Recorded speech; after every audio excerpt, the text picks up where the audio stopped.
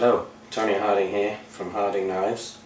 I've always had, as I've said in other videos, a bit of an anxiety about people buying my knives. And once that brand new edge is gone, if they're not able to put it back, or very closely put it back to the sharpness that it was when they bought it, the knife is no good to them.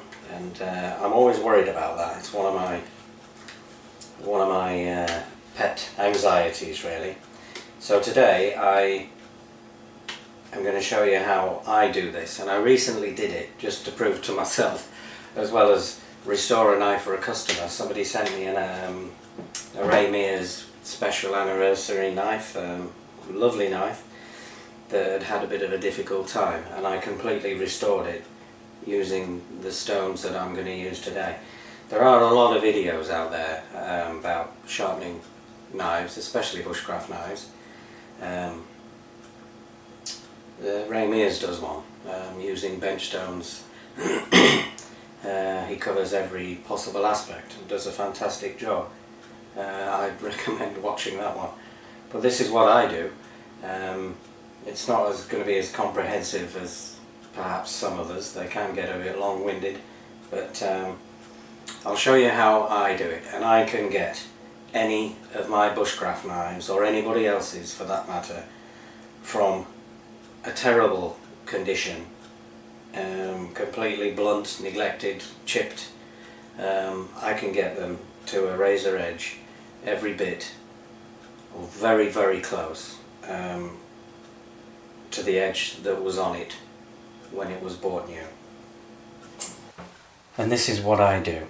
I put mine on a normal draining board, these bench stones, and just leave a tap, just dripping really, even less than that, and that's perfectly more than enough water, and I find it a very convenient way to do it. These stones, this is a masterclass, is what it's called. Masterclass. This one is 400 grit this side. I'm not quite sure what the grit is this side, but I know this one is rougher than this one, so 400, the lower the number the rougher the grit is how it works. So 400. If I have a small tiny nick out of the blade, grinding it away on a 400 is usually enough for that. If it's seriously damaged, I would go to the rougher side, but I usually get away with a 400. This is a stone I use most of all. This is an 800. This is a King, it's the product name. 800 Japanese stone. I really like this one. It's wide as well. And after a day's bushcrafting, I usually go on there first. And then this one is actually 1200 this side and 8000 on that side. But I generally find, I mean, you'll find your own way, but I generally find using this 1200 I can go from that and then stropping it on leather. And that works perfectly well. But anyway, this is about the technique mainly. With Scandi grinds, all you're doing is putting one flat surface against another and moving it, and then that removes metal. Keeping it, put a reasonable amount of pressure. It's very difficult to define exactly how much pressure is needed.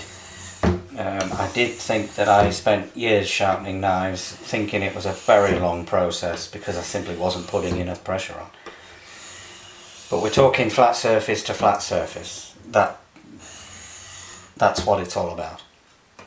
And I would recommend that you start, if you've never done this before, which is what this video is aimed at really, if you've never done this before, do it very, very, very slowly and get a feel for the angles that you need and the pressure that you need. I would recommend getting a cheap Mora knife, or any knife that is a carbon steel and has a Scandi grind, and experimenting on that first.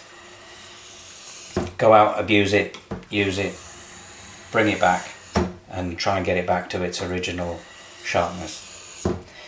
But it is, in a nutshell, one flat surface to another, and you don't want to be tilting too far in either way, because that will cause problems. And then eventually, another rule is that whatever you do to one side, you do to the other. And you can see that I've got a different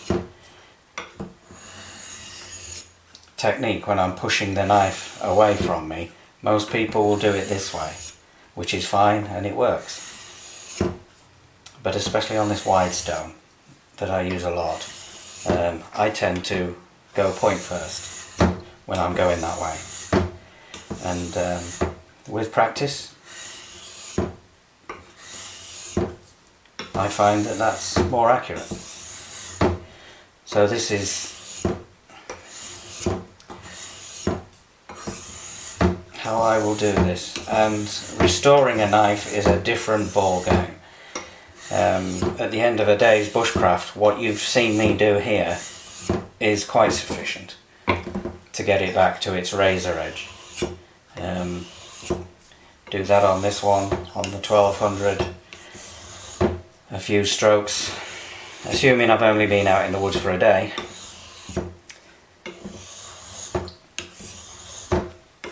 So the more damage on the blade, the more work you need to do.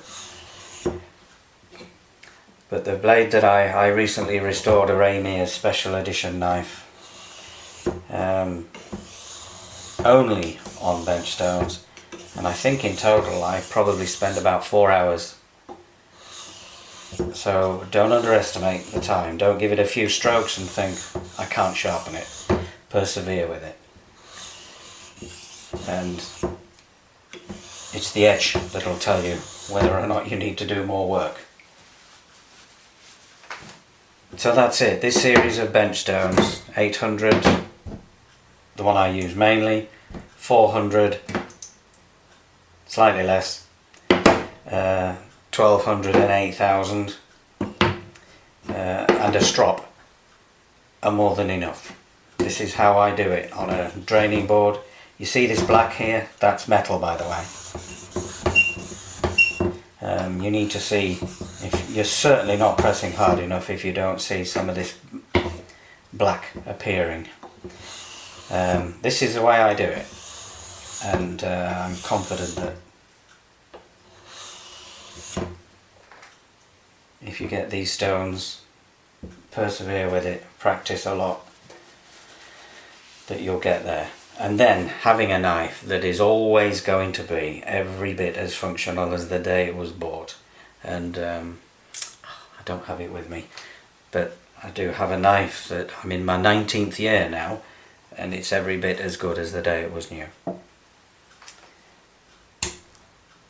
Simple.